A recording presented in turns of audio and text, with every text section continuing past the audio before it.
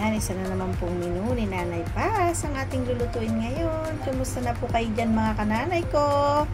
Sa aking mga ko-idol, sa aking ko-team dreamer dyan, sa aming 5 angels, sa mga new subscriber ko, sa mga nag-subscribe sa akin, sa mga nanonood ng aking video.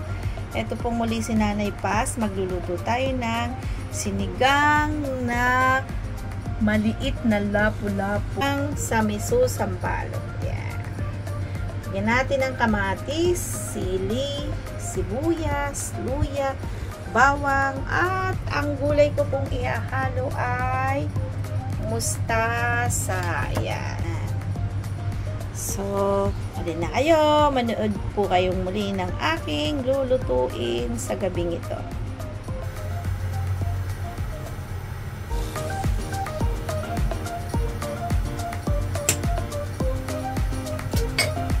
Lagyan natin ang ating bawang.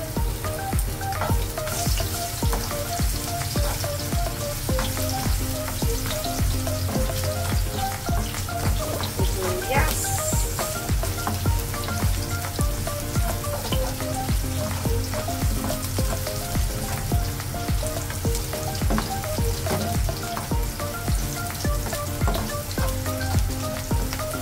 Luya.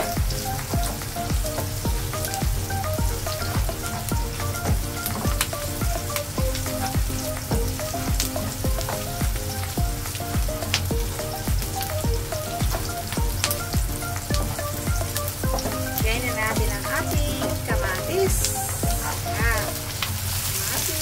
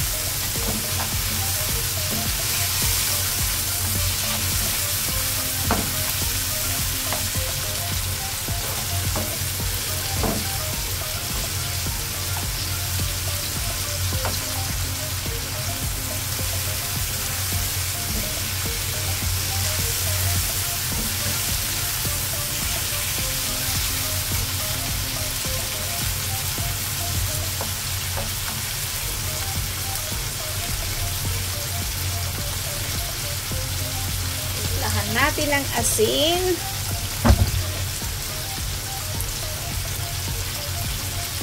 Pwede din po ang patis, kaso hindi pwede ang aking bunso. So, chicken powder na lang.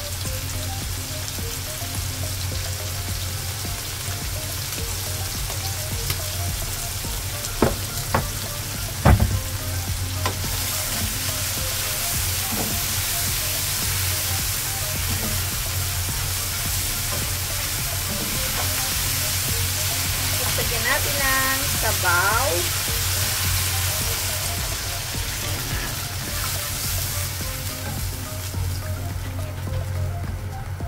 Dagdagan natin mga isang tasa pa. Ayan. Isang tasa pa. Ayan. Pakuluin natin. Takpan. Takpan po natin. Tayo natin kumulo. Saka natin hulog yung isda. Ayan na. Kumukulo na siya. And saan natin ihulog natin yung ating sama na natin yung sili natin kasi ito matagal maano. Yung isda.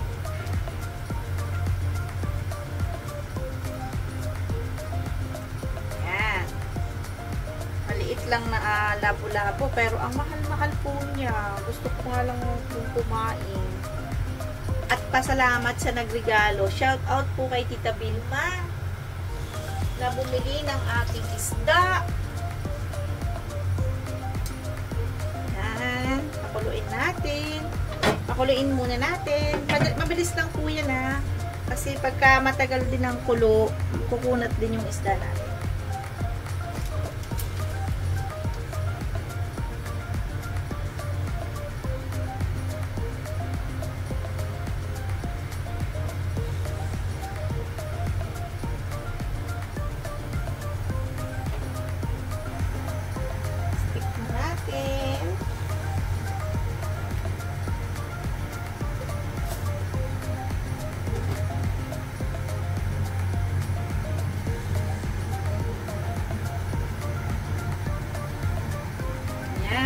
kumukulo na siya. Kumukulo-kulo na siya.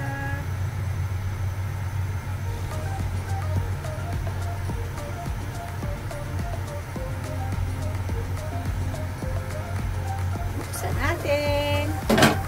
Ayan na siya. Ooh. Lagyan na natin yung ating. Tikman muna natin.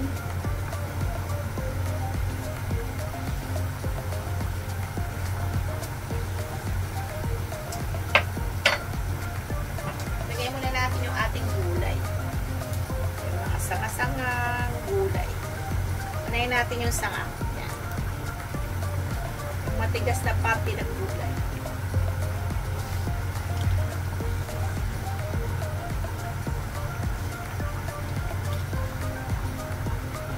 Ang dami na namang gulay ni Nanay Paz. 1 kilo. Wala naman pala 1 kilo. Sa inchi kasi yan, 1 kati. Ewan ko kung ilang kilo yun. Yan.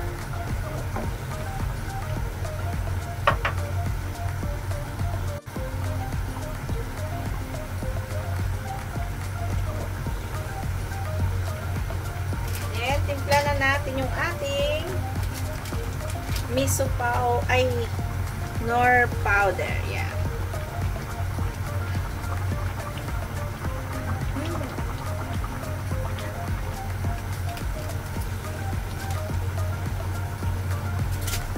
Oh, shit. Sorry naman. Shit na naman si Nanay.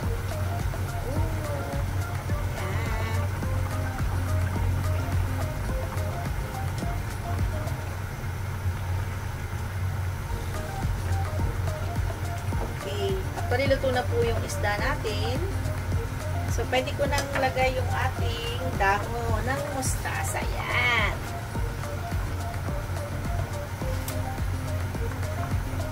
Isang katerba na naman pong dahon ang ilalagay ni Nanay Paz. Yan.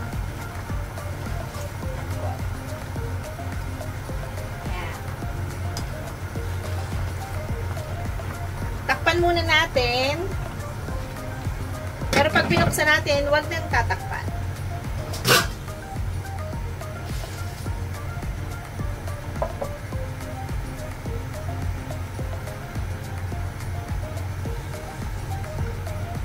Buksan natin. Ayan.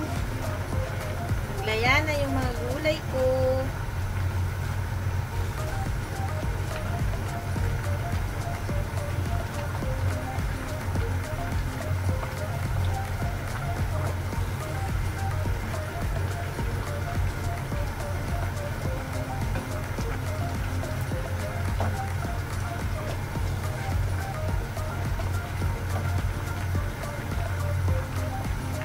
Bawasan ko lang si Bunso